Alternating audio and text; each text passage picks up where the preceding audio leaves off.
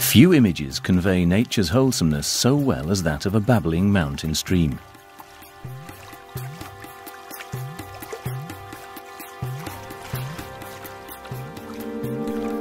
At each stone, the water whirls and draws in air. The water breathes.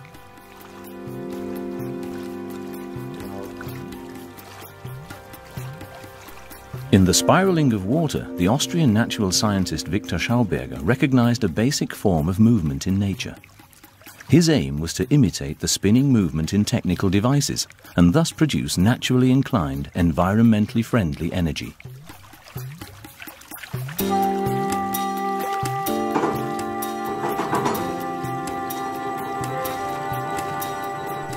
Schauberger developed revolutionary propulsion units with which, for example, aeroplanes are not pushed but drawn forward.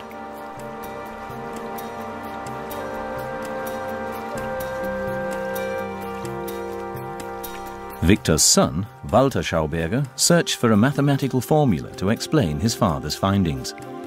He designed a funnel based on the hyperbolic spiral in which the stream of falling water formed a dramatic spiral pattern.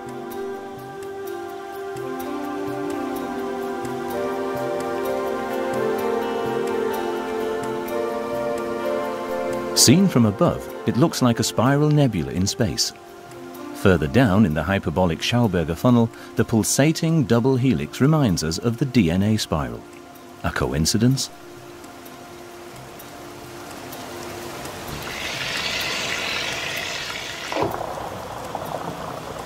The turbulence creates a stable pulsating structure out of swirling chaos. A pattern of natural self-organization there for us to understand and then copy in Viktor Schauberger's view.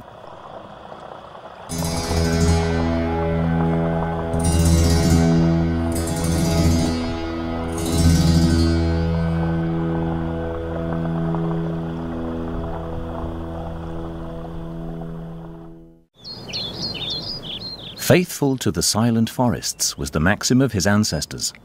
Viktor Schauberger was born on the 30th of June 1885, son of a forest superintendent. The house where he was born in Holzschlag in the Mühlviertel region of Upper Austria. Viktor attended forestry school and graduated in 1904.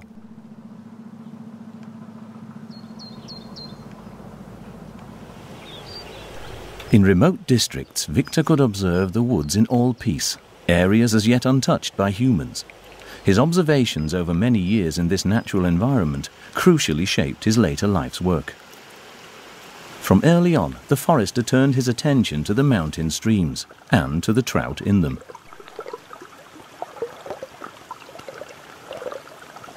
Viktor Schauberger recognized that the fish do not only swim against the stream, but that the water itself can flow in opposite directions. He himself started to go against the tide of current doctrine. Simple forester that he was, Viktor, here with his wife Maria and son Walter, was soon to astonish the scholars.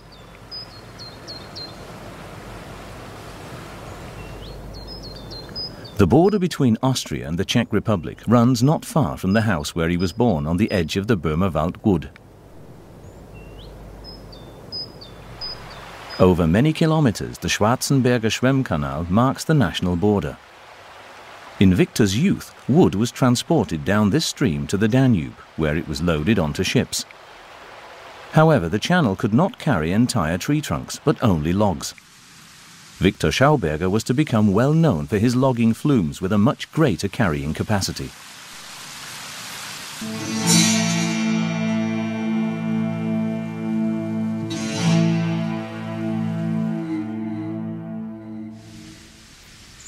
This small pond is what remains of a storage lake. A few years ago it was still full of water, Lake Taśmy.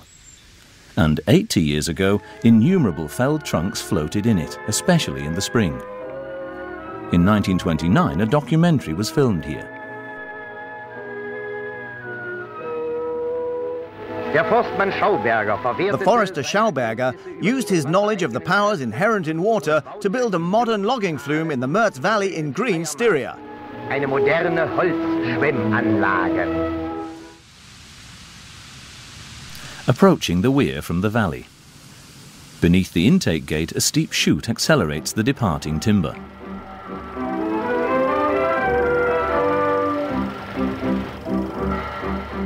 In man-made channels, heavy trunks floated down to the valley, even logs heavier than water.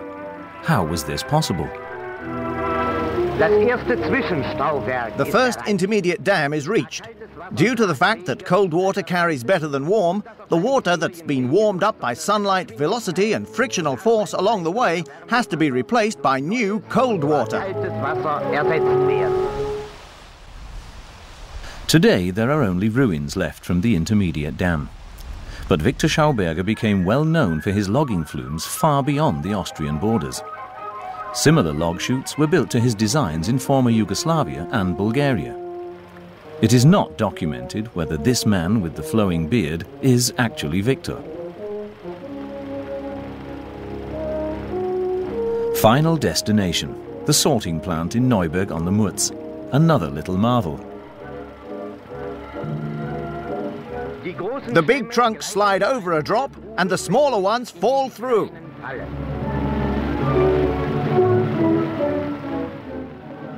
The lumber plant at Neuburg on the Murz is going to be partly rebuilt for demonstration purposes. This is worthwhile because, as a construction for water regulation, it was unique in the world. In the only sound document of Viktor Schauberger's from the year 1955, he explains the most important underlying principle. Mit fließendes Wasser durch eine bestimmte Bewegung rekreiere, erfrische, dann erreiche ich den Anomaliezustand, die höchste Dichte, die größte Schleppkraft. Das Wasser fängt zum Ziehen an und damit habe ich das erreicht, was ich beim Schwimmen haben wollte. But what did Viktor mean by moving in a certain way? His grandson, Wielki Schauberger, offers further details. These logging flumes all meandered down to the valley. There were further structures along the way which swirled the water within the channels. This enabled the water to carry even heavier loads. Many people have tried to build similar structures, but my grandfather's logging flumes were the only ones that really worked. Viktor Schauberger received many patents for aspects of his logging flumes, as well as for natural watercourse regulation devices,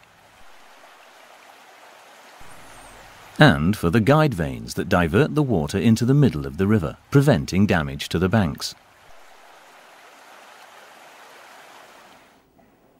In the Pythagoras-Kepler school in Bad Ischl, Viktor's grandson Jörg and his wife Ingrid have held numerous courses and workshops on the topic, the nature and movement of water.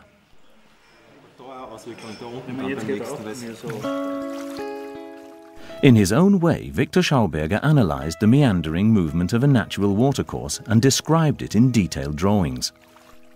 His conclusions are valid for all rivers. However, Viktor's unorthodox proposals for regulation of the Rhine and Danube were ignored by the experts. Even on a smooth window pane, water doesn't flow straight down, but starts to meander. A pulsating space curve develops. According to Schauberger, a river doesn't just flow, but winds itself forward. A river rotates in its bed. Put simply, it swirls.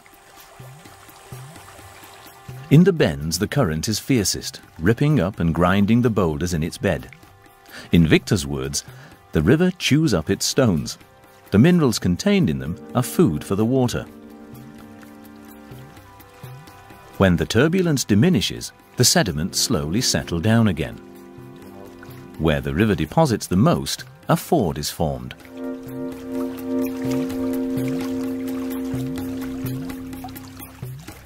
Now the river starts to curve the other way round and accelerates its space curve until the next opposite bend appears. Viktor Schauberger called this alternation between the left and right-hand curves with fords in between a curve or river generator.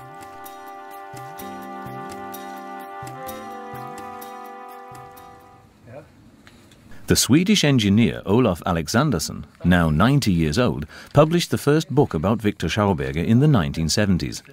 He is still investigating the river generator.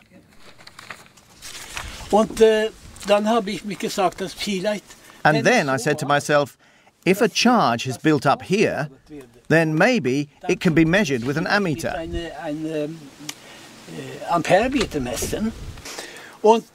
And then I inserted a copper plate here, which was firmly soldered to a cable, and here another plate.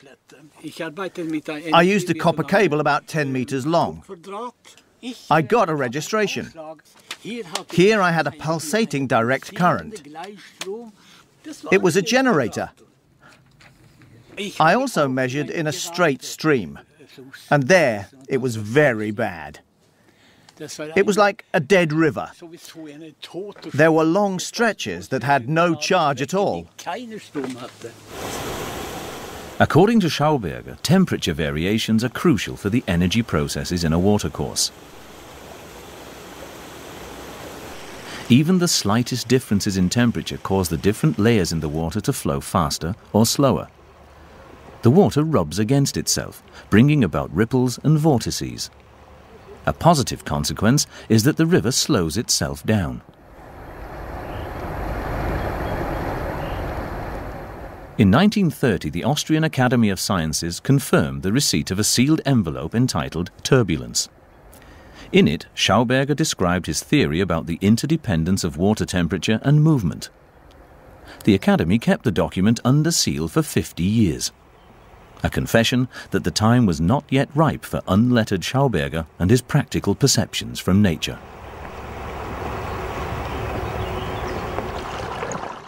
Thanks to the distinguished work of the Styrian hydraulic engineer Ottmar Grober, this has since changed. Here we have a riverbank that was protected massively against floods. But Viktor Schauberger said one regulates a river through itself from its center.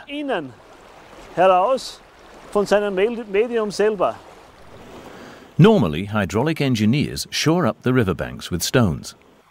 Grober does it differently and, incidentally, more cost-effectively. He places the boulders in a river, like here in the Salza. The stones are deposited to form a chute. And then Grober had the idea of building an even larger chute in the longest river in Styria, the Mur. The rocks, each weighing a couple of tons, are mechanically placed into the riverbed at low water.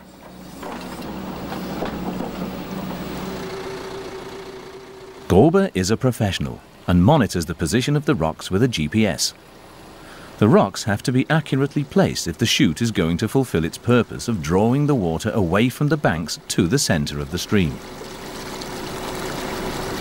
Diese Bauweise des Trichters weicht. This chute was designed and built with unconventional methods, in that it is the first scheme to be built from the inside out, to direct the energy from the banks towards the middle. That means that I don't have to destroy or disturb the banks at all, as all of the work is done in the river itself. Sondern das gesamte Baugeschehen findet im Fluss statt. Building the channel not only stabilizes the banks but also improves the water quality. Grober doesn't see himself as a river manager, but rather as a river liberator. His chute accelerates the water in the middle of the stream. Die Sohle wird dann durch die erhöhte Fließgeschwindigkeit. The riverbed is then eroded by the increased flow velocity in the middle, and this again results in uneven depths in the middle of the river. And so the large huchen, also called the Danube salmon, which live here, are able to find a habitat that corresponds to the needs of their species. Der ihrer Art entspricht. Das heißt, that means different water depths with different flow velocities. At normal water levels, the boulders are no longer visible. The funnel-shaped current, though, is recognizable. At low water, the channel becomes clearly visible. Shortly after the construction, Grober had the current measured with a hydrometric vane apparatus. Further measurements were taken by Graz University of Technology. The measurement data ended up with Christina Zindeler at the Institute of Hydraulic Engineering and Water Resources Management. She is a mathematician and, as part of her doctoral thesis, is working on the complex flow conditions in Grober's hydraulic constructions. We have completed several trials and noted the changes to the riverbed. Here you can see a cross-section before the construction of the channel. You can see that it's pretty even. After the installation of the channel and after a tremendous flood, the riverbed changed like this. You see here very strong dynamics within the riverbed. In this area, potholes were formed that are very good for the fish, because here they find calm resting places. And what is more, the riverbank stayed sound, so it was safe from the floodwater. The profile of the Mur riverbed after it has been changed by the channel now looks like a natural river profile, as drawn by Viktor Schauberger in the 30s. Christina Zindeler does not just sit at the computer. Here she takes precise measurements at another of Ottmar Grober's river construction sites. In the Stubmingbach Brook, he built a kind of stairway, a pendulum channel, a new building method for managing a steep gradient in which the sections of the riverbed restore its original swinging movement to the water.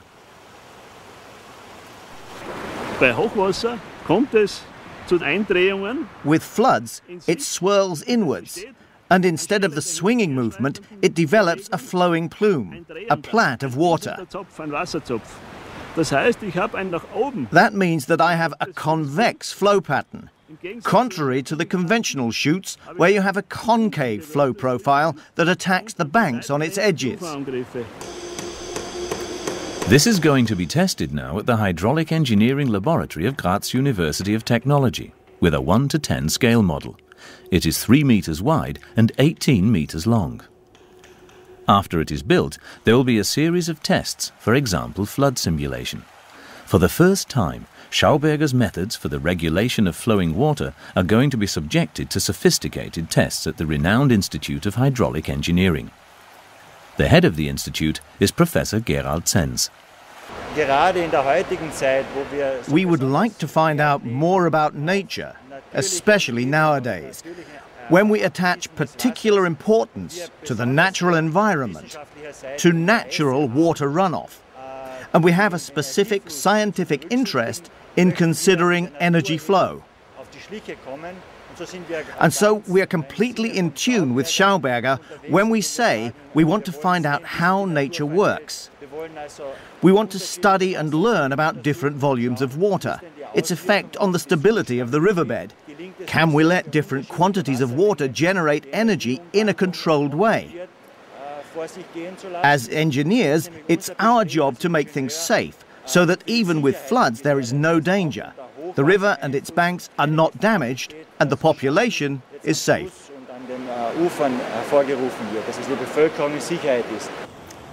In practice, the pendular chute has already proved itself. The tests on the scale model are to give us a sound scientific basis, not least for the construction of more new channels. On the Großen Tulln, near the Wienerwald in Neulenkbach, an old weir system is to be replaced by a pendular chute as part of the restoration project. This will enable the fish to move freely through the waters again. And at the same time, a forest is planned on the floodplain. And in this alluvial forest, a Viktor Schauberger Park is to be established.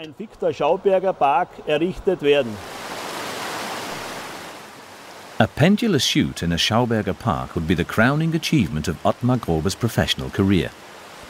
Here he analyzes the electromagnetic frequencies in the water of the pendulous chute with a new measuring instrument. Different aspects of his hydraulic engineering measurements have already been the subject of theses at the Graz and Braunschweig University of Technology. The time finally appears to be ripe for a Schauberger-style river regulation system.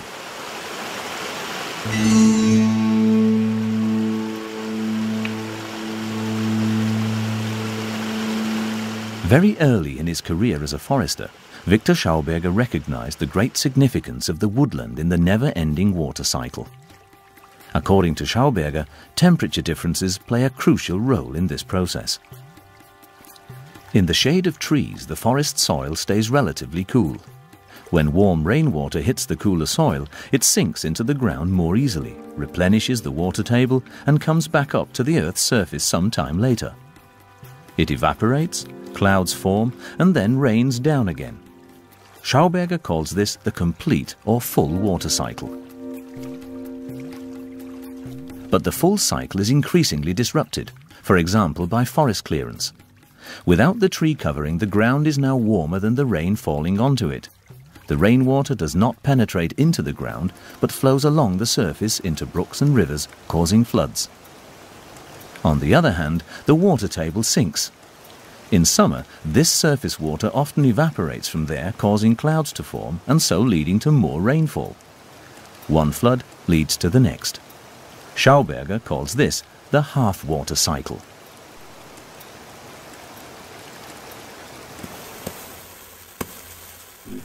On a hot plate, it can be seen in a dramatic demonstration how the drops of water roll off.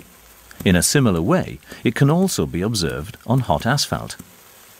Today this is known as the problem of sealing of natural surfaces.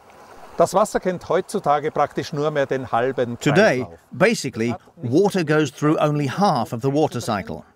It can no longer penetrate into the ground, stay there and regenerate. Viktor Schauberger wanted to solve this problem mechanically, and so developed a machine for the production of spring water like drinking water. In 1935, he obtained a patent for it.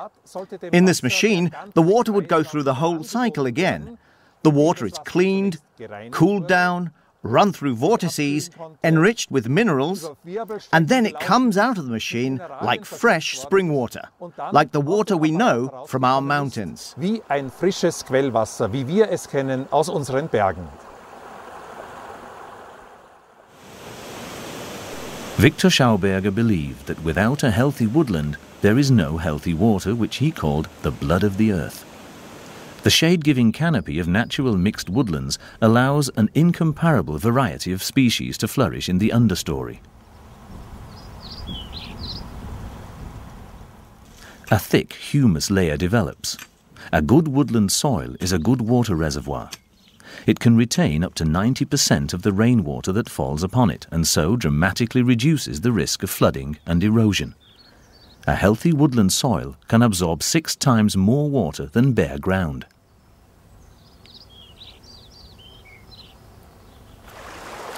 The cooling shade of the trees is just as important for a river. If humans do not interfere, the shade providers grow by themselves on the riverbanks. Viktor Schauberger was probably one of the first people to talk of the dying forests. As early as the 1920s, he warned about radical deforestation and the replanting of trees in plantation monoculture.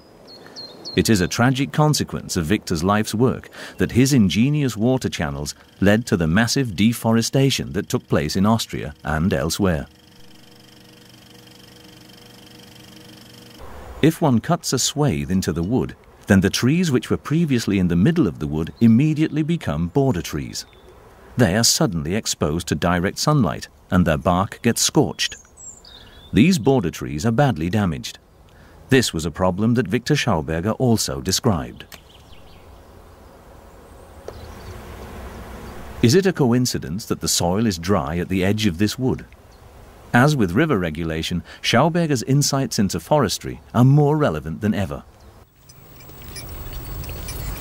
From forestry, it is only a small step to agriculture.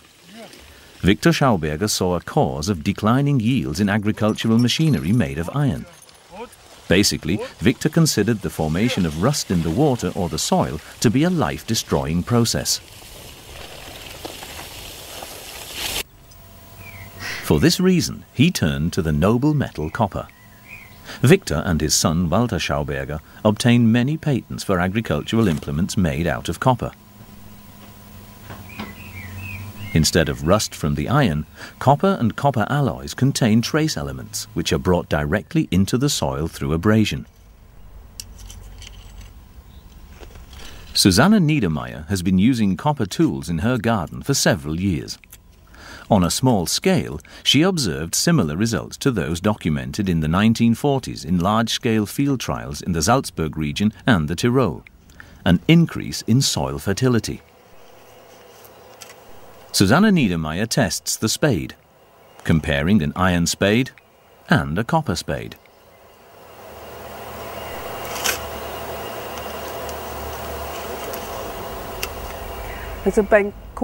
Well, with the copper spade, I have to say, it just goes into the ground more easily. With copper tools, it seems that the trace elements also get into the soil. It seems to me that the soil in the whole garden has become homogeneous, so we don't have so much trouble with snail damage. It simply makes the work a lot easier. I recommend it. Viktor Schauberger developed a special plough for loosening the soil which turned the soil inwards centripetally rather than outwards centrifugally. Unfortunately, there is only one model of the spiral plough, also known as the bio-plough. Klaus Rauber of the Association for Implosion Research in the Schwarzwald explains how it works. With his bio-plough, Viktor Schauberger copied the way of a mole, faithful to his principle, comprehend and copy nature. This plough works like a mole, which moves the soil centripetally and so moves through it with hardly any resistance. Electron microscope photographs have recently shown that shark skin has a similar structure, enabling the shark to plough its way through the water with hardly any frictional resistance. Viktor Schauberger certainly had not seen such pictures in his time. This plough turns the soil twice, first by turning it at this edge and then turning it back again so that the layering of the earth remains intact. The merits or demerits of ploughing in agriculture is ever more frequently debated. Viktor Schauberger's backwards turning plough could be the way to leave microorganisms in the soil layer where they belong.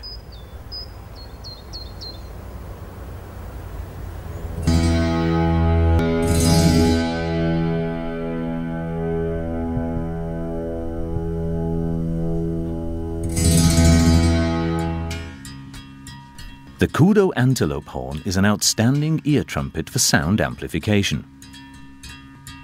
But Viktor Schauberger was interested in another characteristic. For him, the kudo horn was the ideal model for water pipes because of its twisted spiral shape. In many countries, Viktor and Walter Schauberger obtained patents for their spiral pipes.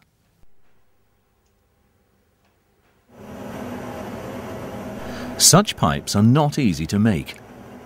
Felix Hediger of the Association for Implosion Research heats up copper pipes in order to bend them. With a roller he made himself, he can twist the now flexible copper pipe. Another variant is a pipe which is not twisted but dented, the so-called Neumann pipe. Despite the fact that the pipe is straight, the water whirls in on itself.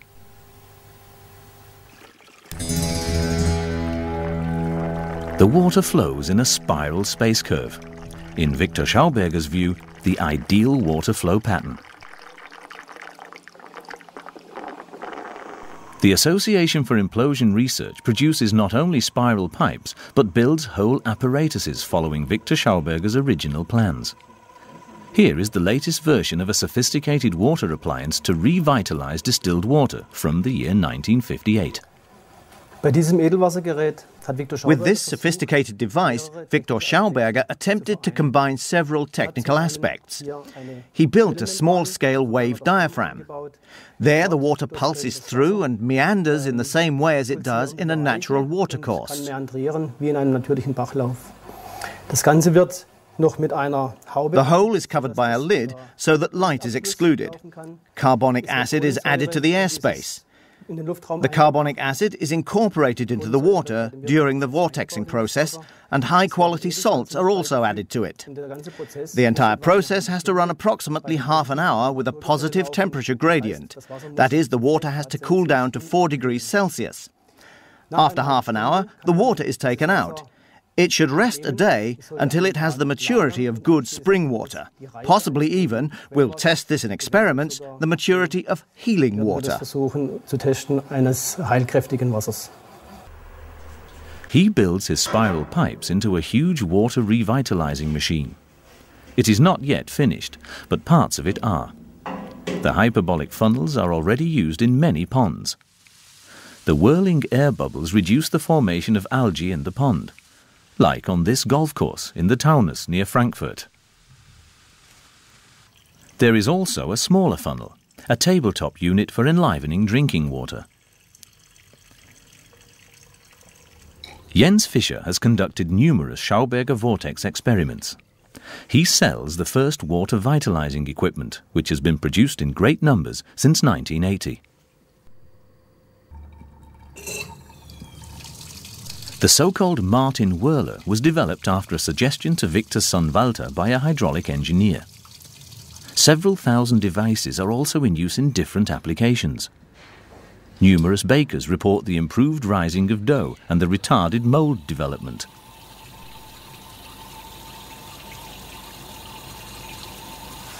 The whirler has also been used in hydrotherapy for many years.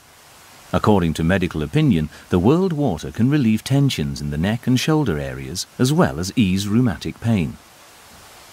The patients are treated with water that has itself been treated.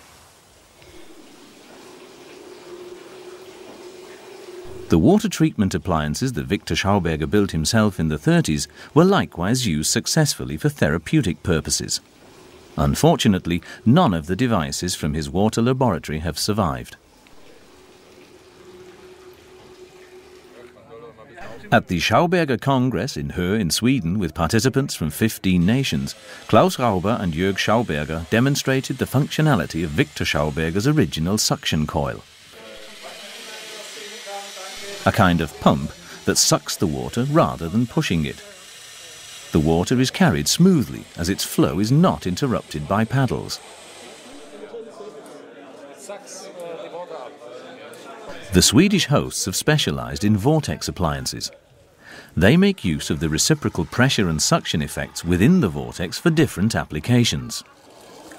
But then, Murphy's Law comes into effect.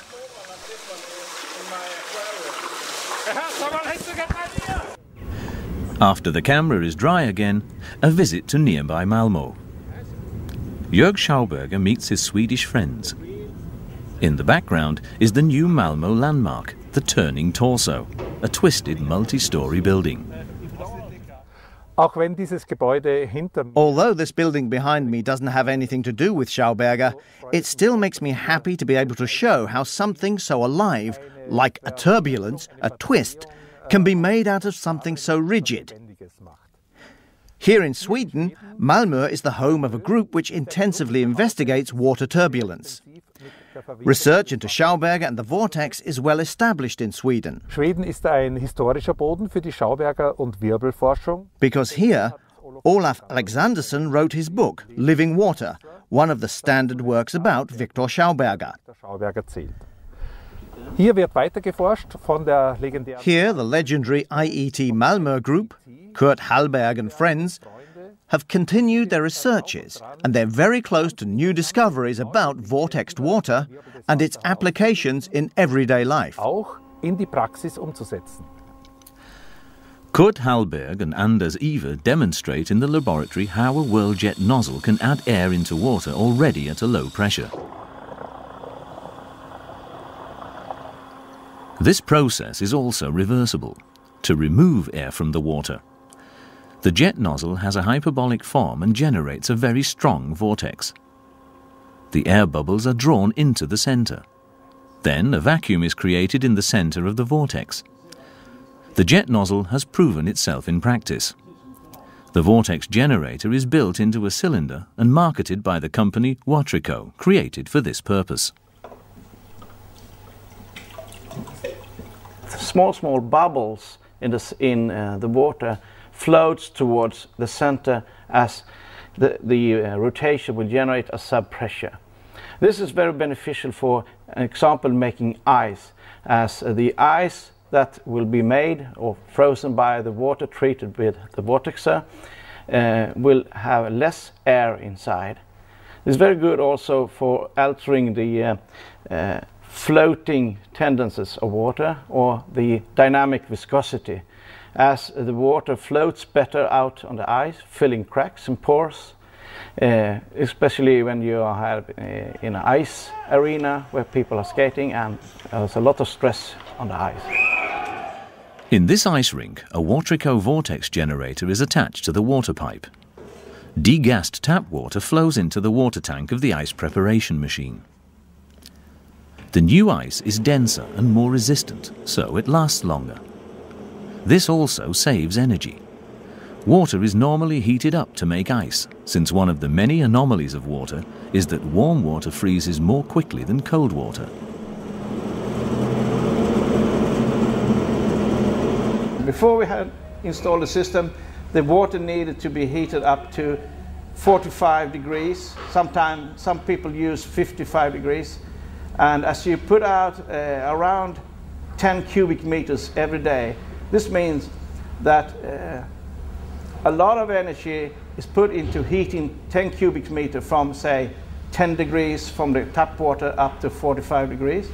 Today we use only 20 degrees, which means actually you have cut the energy costs by 50%. Small wonder then that several ice-making machines run with vortexed water. The real ice technique of Watrico has been installed so far in 25 ice rinks, 20 of them in Sweden. Back at the Schauberger Congress in Höör, the American Dan Rees presents his vortex machine. It consists of a series of linked cylinders and purifies the water without any chemicals whatsoever. I read Living Waters. This is how I got into this.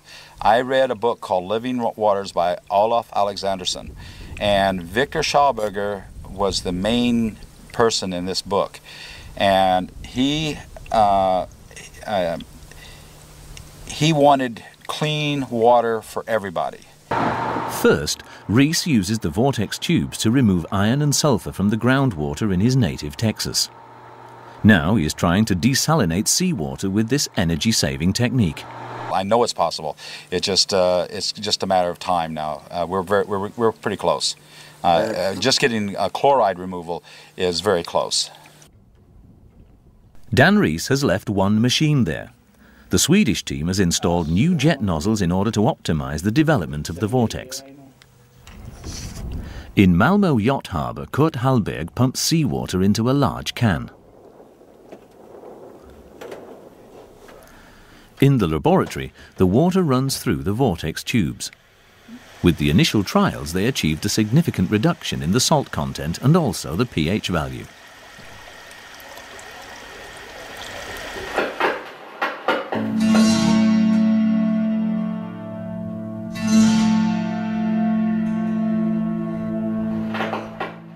In the 1930s, Viktor, and later his son Walter, experimented with the so-called Kelvin generator. When falling through copper spirals, thin strands of water produce high electrical voltages. Tiny water droplets suddenly change their direction of fall, contrary to the laws of gravity, and move back upwards. This levitation is a phenomenon that had already been investigated in the 19th century by the Nobel Physics laureate Philip Leonard at waterfalls in the Alps. The tiniest water droplets carry an electrostatic charge. They form a very fine spray that can easily be seen and inhaled. Waterfalls have a positive effect on human health, particularly easing asthmatic complaints.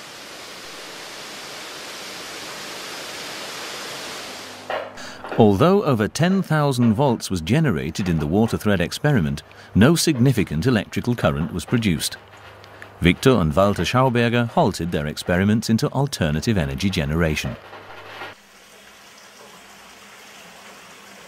In the beginning of the 1950s, they started a new approach, based on the spiral pipes. They had already used these as the optimum curved shape for their water channels. In 1952, Viktor Schauberger's patented spiral pipes were tested at the Stuttgart University of Technology, the legendary Purple experiment. Schauberger's frequent attacks on academic science, especially on water resource management, caused a number of politicians to commission Professor Pöppel to test Schauberger's pipes. The aim was to confirm or disprove Schauberger's ideas once and for all. For these measurements, Schauberger provided Franz Pöppel with some pipes. Amongst others, there was a straight copper pipe, as well as a double-coiled spiral pipe. The aim of these measurements was to test and compare the vortex flow processes within the pipe, in order to determine whether or not this shape of pipe enables the water to pass through with reduced friction. With these measurements, the relationship between friction and the flow velocity within the pipe was determined. There were clear differences between the straight and the spiral pipe.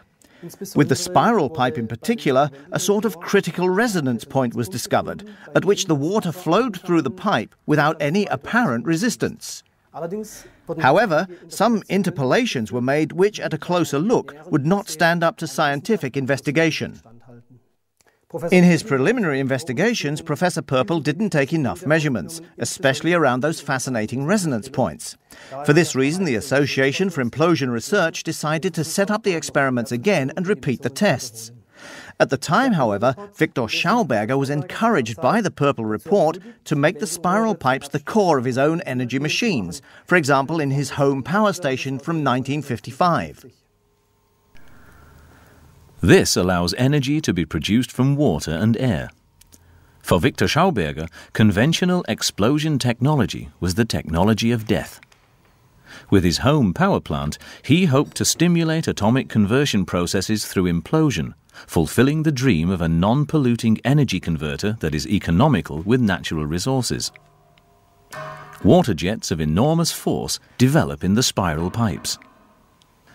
But on the very first test run, the pipes burst. A second prototype was drawn up by Viktor's collaborator Scheriau and built later in Canada. Now this suction turbine has been brought to Germany for closer investigation. Firstly, it's powered by a motor until it reaches a working speed of rotation.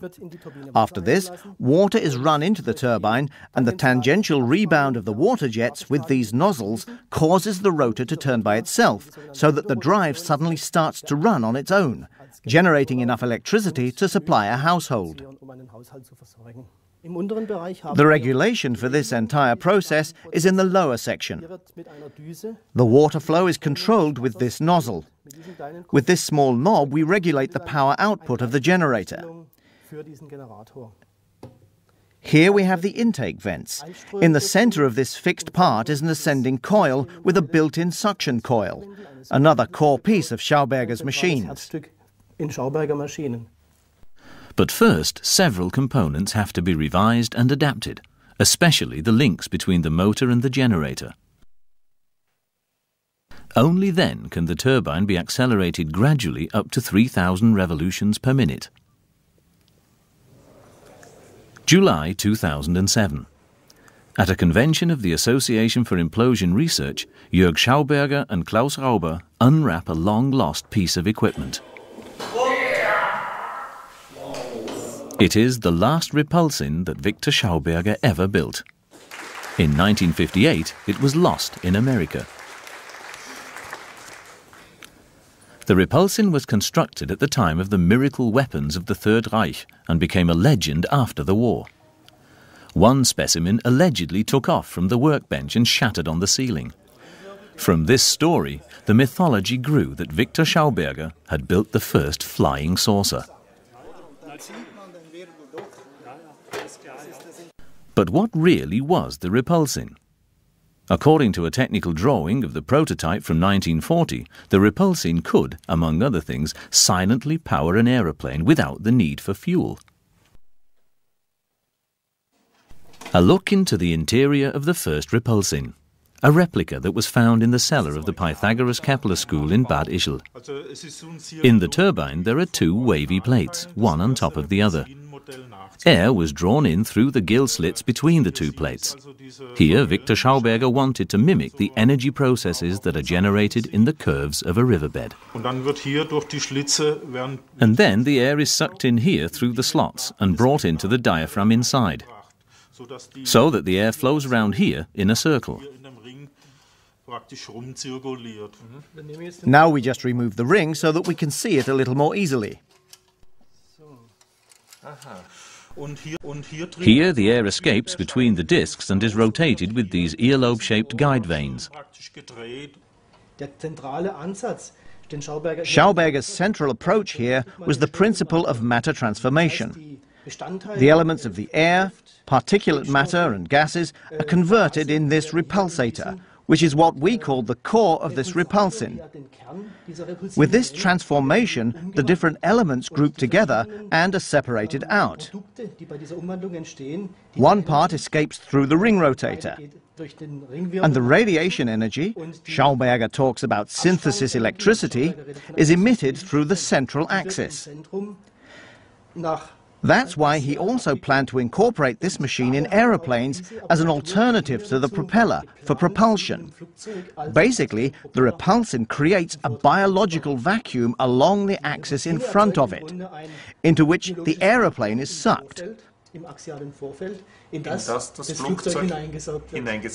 the trout that's basically sucked through a vortex.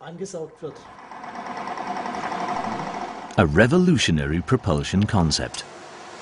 The question of what happened to Viktor Schauberger's last repulsin becomes even more interesting. In June 2002, the American Richard Feierabend appeared unexpectedly at a seminar in Bad Ischl. He showed pictures of the repulsin which he had rediscovered in Texas. Feierabend was a US Marine pilot. Colleagues had told him the mythology surrounding Viktor Schauberger's flying discs. One of the speakers at the same seminar was the Englishman Callum Coates. He and Feierabend got to know one another as Coates had written the first English-language book about Viktor Schauberger. Callum Coates is an architect and Schauberger researcher who lives in Australia and who translated numerous of Viktor's texts into English. Viktor's wording was specific and very often difficult to understand, so it was a tough undertaking. In the chapter, What Happened in America, Coates reconstructed the exact events of the summer of 1958.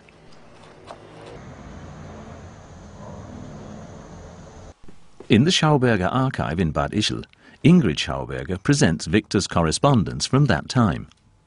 These are the last original documents from Viktor Schauberger's life.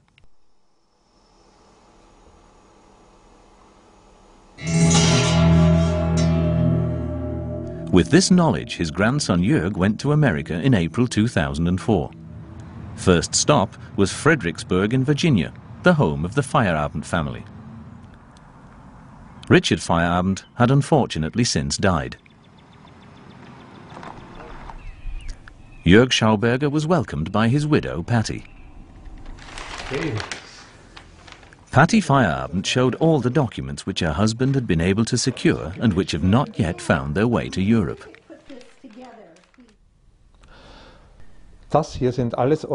Here are all the original documents that Dick Feierabend collected from Texas. I'm very surprised about the abundance of the material. One can see here some original photographs, as well as the legendary Purple Report, the paper that was written at the University of Stuttgart in 1952. We've seen copies of it, but this paper has the original signature of the professor on it. So it's also of great interest to Schauberger research. Tell your mom hello. Ingrid, hello. Children, hello. It was already late when Jörg Schauberger said goodbye to Patty Feierabend, but he had not yet seen the repulsing. The journey continued the next day to Austin, the state capital of Texas. Jörg Schauberger visited an institute that specializes in future technologies.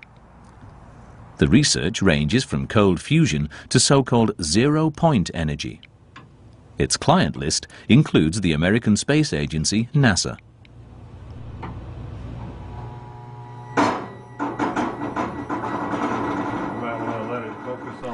And here it stands on the test bench, Viktor Schauberger's repulsin from the year 1945. Richard Feierabend had brought the machine back to Texas shortly before he died. He wanted to know whether it could produce a lift, in other words, overcome the force of gravity. Hal Puthoff, head of institute and a renowned experimental physicist, showed Jörg Schauberger the test stand.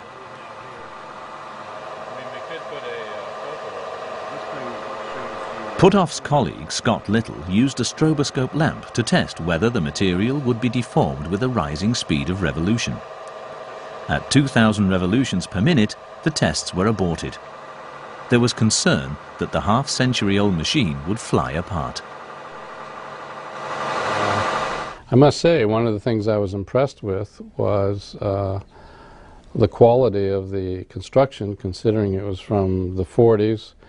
And, for example, when we put it on its bearings and spun it around, it spun very freely, as good as any modern bearings, actually.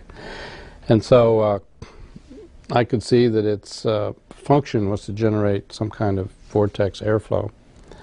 And so what we wanted to do is look to see if when it was spun at high speeds, whether it would generate any lift. And what was the result of your test? Unfortunately, we didn't see any lift. Now, there are two aspects of this that we wondered about after the fact, and that is, we only had pictures of the device before we received it, and there were at least two parts of the device that were not provided us. One of the parts we had pictures of, photos of, and so we were able to fabricate that part of the device to add to what was sent to us. And then there was another smaller cap that we had no information on its structure.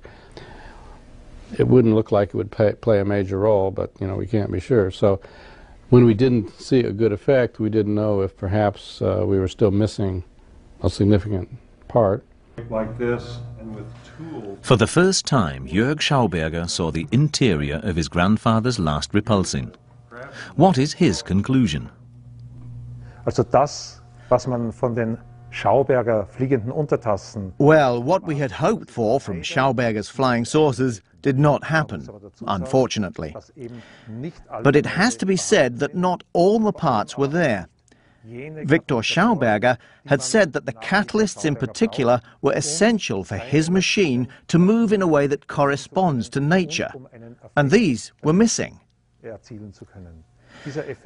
We should have been able to obtain energy without wasting resources, with machines that run on only water and air. We'll see what comes out of this. So, it will be back to the drawing board for a while before we can publish new findings. Jörg Schauberger has a different aim at the moment. He is following his father and grandfather's footsteps to the Texas-Oklahoma border, to the Red River of Western movies.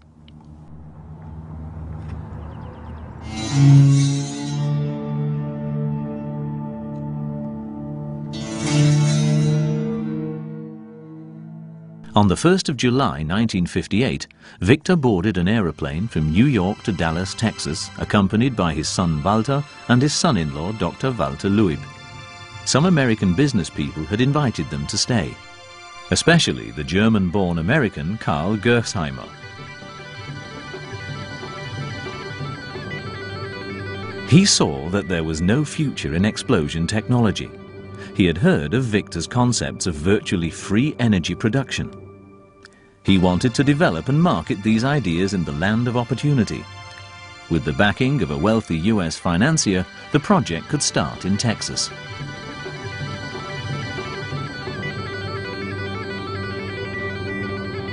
So, in the summer of 1958, Viktor and Walter Schauberger came to a remote semi-desert area in the north of Texas. 73-year-old Viktor had difficulty with the oppressive heat, but he hoped to be able to complete his life's work here. Grandson Jörg looks for clues. The only photograph of his father and grandfather together in Texas.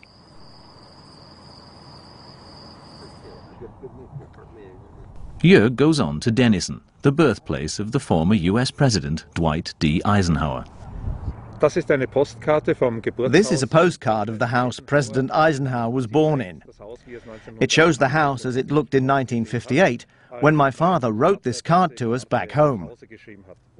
It was July 1958, where he wrote, "We're doing really well. We're in high spirits."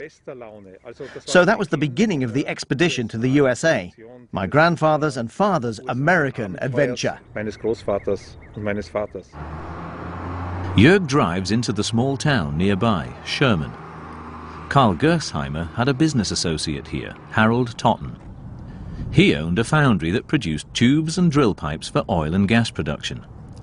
The firm is still owned by the Totten family and is still called the Washington Iron Works.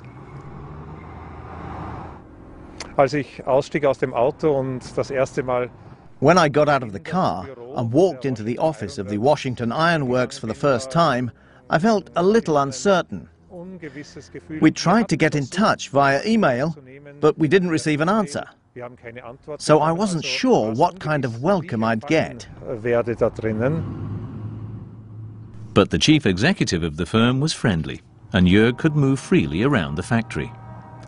He found the old factory shed where Schauberger's machines were to be built. Unfortunately, this never happened. The prototypes from Austria arrived only after a 2-month delay and were not handled with care. A few pieces ended up later in Karl Gersheimer's garage, where they were found by Richard Feierabend many years later. Wally Totten, the current boss of Washington Iron Works, showed Jörg his manufacturing plant, where they make precision parts out of aluminium. Wally Totten can still remember Viktor Schauberger very well because of his full beard, which reminded him rather of Santa Claus.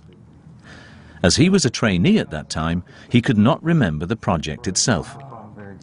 His father told him some details later, especially about Karl Gersheimer, the initiator of the project. My grandfather and my father. Yes. And my father was very bitter about the way Karl handled, particularly the relationship, because he really felt that Karl was the one that caused the project not to work.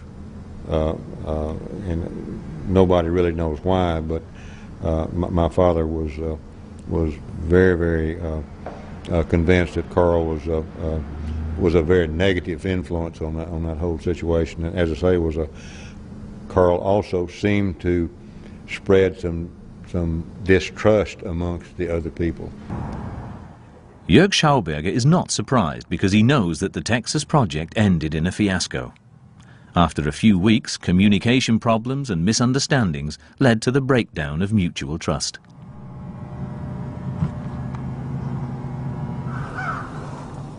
Viktor refused to stay here in Texas any longer than 3 months. In this diner, Viktor and Walter Schauberger used to have their breakfast. Afterwards, boss Wally Totten takes Jörg in his Porsche to his family's former country home, about 10 kilometers outside Sherman.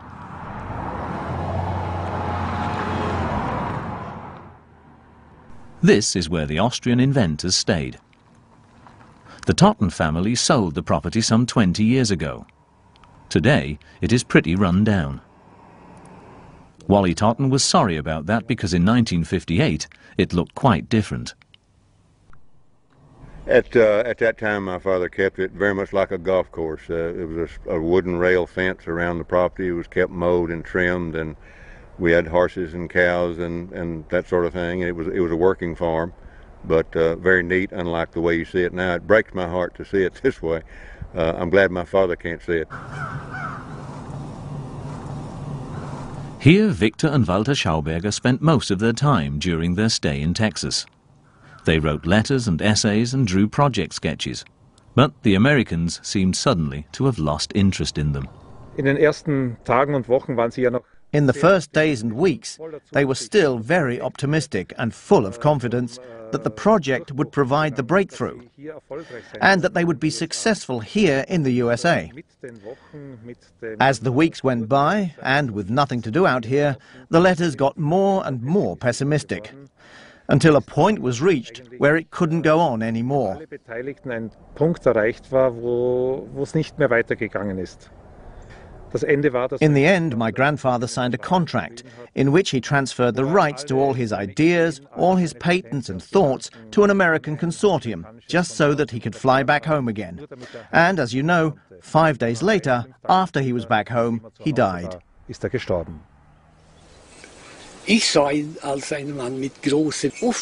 I saw him as a man of great insight.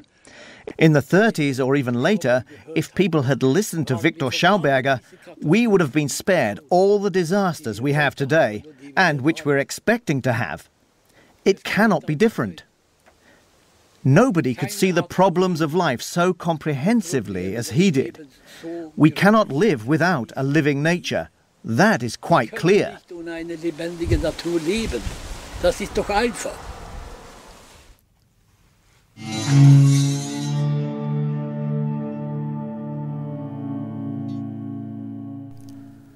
Viktor's son, Walter, was an engineering graduate who tried to put together his father's empirical insights into a mathematical theory.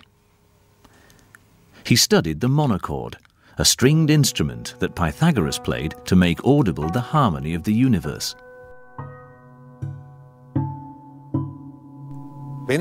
When you cut a string in two, it sounds twice as high. When we now take a third of a string, it sounds 3 times higher.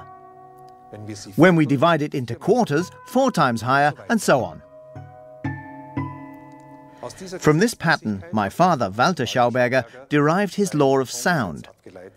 For him, it was a universal law, the law of the universe.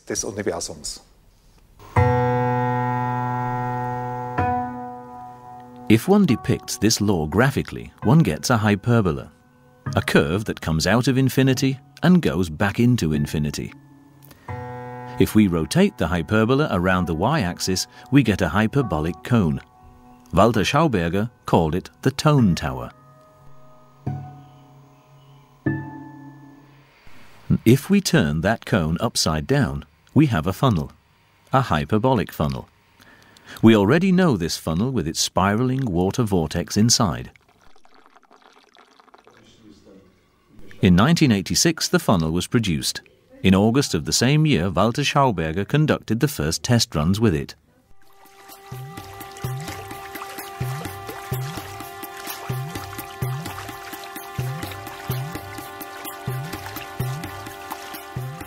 A stable pulsating structure develops out of a wobbling chaos. Walter Schauberger calls this vortex nature's energy program.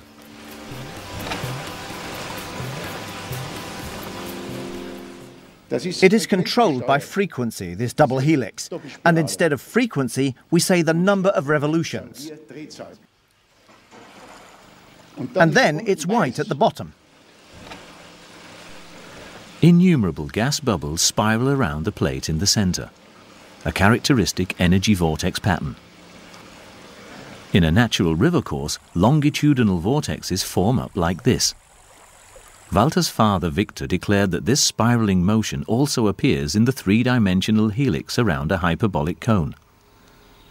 When it is cut along the diagonal, one obtains an oval section plane, which corresponds to a natural egg shape.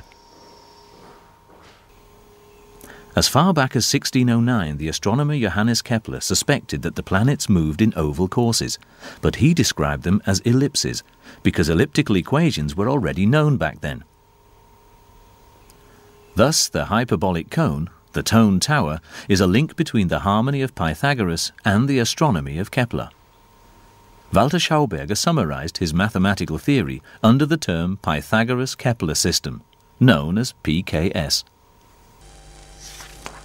For Walter, here in movie shots from the year 1972, the egg shape was the ideal form for technical equipment in which mixtures, solutions or emulsions can be produced. An egg-shaped reactor would offer new possibilities for energy generation, but a lack of money put an end to the trials. Walter Schauberger received many patents for spiraling treatment systems for fluid and gaseous media. One such machine was used at the Hamburg Waterworks in 1967. The department manager at the time, Gerhard Spreckelmeier, can still remember the tests. Schauberger's parabolic-shaped stirring machine was at the bottom of the tank. An underwater motor turned a propeller to produce a vortex. We tried to add chemicals to it, since the chemical balance in water is always tricky to manage, and we had good results. We welcomed Mr. Schauberger gladly, a well-rounded and open-minded man. We gave him the nickname Schlauberger, which means something like clever mountain man. So we carried out our tests here, but we didn't need them in the end, because we found other ways to adjust the chemical balance. Despite the success with the reduction of the chemical input, the Hamburg project ended ingloriously. The parabolic-shaped bowl was put to a different use, a 2-meter-wide plant pot. Walter Schauberger was not only a bioengineer, but also an early environmental activist. In 1949, he founded one of the first environmental protection organizations in Austria, the Green Front. Reforestation was a priority. Schauberger maintained close contacts with the Men of the Trees in England and with the German Woodland Protection Association, here at a meeting with the German President Theodor Heuss. In 1970, Walter Schauberger founded the Pythagoras-Kepler School PKS in Bad Ischl. The seminars and lectures aimed to promote natural technologies.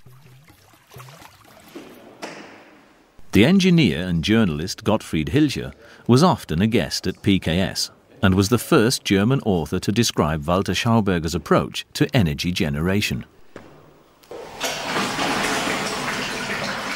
If a tornado was a machine, then it would not work. Because our textbooks tell us that we can't obtain propulsion energy from environmental heat. A tornado, however, obviously does exactly that. Nature's method of movement and energy generation is implosion, not explosion. That means suction instead of pressure, movement directed inwards, not outwards. Walter's wife, Ingeborg Schauberger, now an old lady, can still remember his brave words. Don't parrot what is explained in books in such detail, but think in the opposite direction instead. As the father had told his son, Walter, when it is about technology, you just have to think 180 degrees differently. Then it turns out right. In 1996, 2 years after Walter Schauberger's death, the seminars resumed. Among the first contributors and supporters were Kurt Lorek, Norbert Harthuhn and Uwe Fischer, Maximilian Mack, Konrad Richli and Wilhelm Martin. Ingrid and Jörg Schauberger have run the PKS seminars since the year 2000. In 2006, the English hydrodynamics researcher John Wilkes was a guest lecturer. He developed flow forms in which the water pulsates rhythmically over bowl-shaped cascades. They serve to enliven the water and are also artistic landscape architecture. Today, one such flow form is installed in front of the PKS villa in Bad Ischl. The form of the biotope is appropriate for a Schauberger institution, egg-shaped. The vision of the trout turbine. The concepts and applications of natural eco-technology are very wide-ranging and not yet fully explored. Jörg Schauberger's view. Viktor and Walter Schauberger's insights should be seen as an invitation to be inspired. So the point isn't to stick to the literal meaning, but develop one's own ideas and thoughts for a future with and not against nature. Maybe we can add a third C to my grandfather's C&C motto: comprehend, copy and cooperate with nature. Ottmar Grober in Styria has been cooperating with nature for a long time by building his river constructions which protect the riverbanks and vitalize the water at the same time. After he retires, Grober plans to develop a water power turbine. It is to be a bioturbine according to Viktor Schauberger's principles, which achieves a greater energy output without damaging the water, and which lets the fish carry on swimming upstream. In Sweden, the Malmö Schauberger group vitalizes numerous public and private ponds with its vortex systems, with visible success.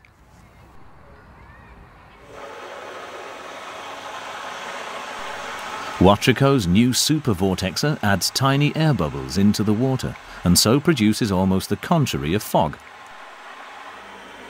Not small water droplets in the air, but air bubbles in the water. An efficient and promising method for aerating filter beds, for example. The Association of Implosion Research is going to conduct further repulsing tests with catalysts such as silica gel.